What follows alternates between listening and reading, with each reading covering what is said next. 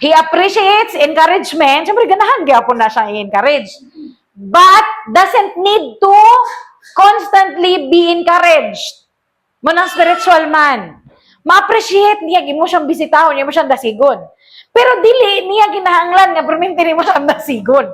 Actually, rather, he is an encourager to the brethren. Siya noon ang magdasig. Munang bisag na siya problema, makapangdasig yapon na siya. Ano man, dili man siya fleshly, spiritual man siya. Pero does it mean niya, dili na ta magdasigan? Nay, dili. Magdasigan na gyapon ta kay he encourages, he appreciates encouragement man. Pero wala siya nag-rely unto someone nga perminti siya dapat i-encourage. Kabalo siyang mo encourage siyang kaugalingon. Tungod kay, dili tungod kay siya. Tungod kinaman siya Holy Spirit sa sulod. Nay magdadasig sa iyang sulod. Gipuy-an siya, giubanan siya sa magdadasig.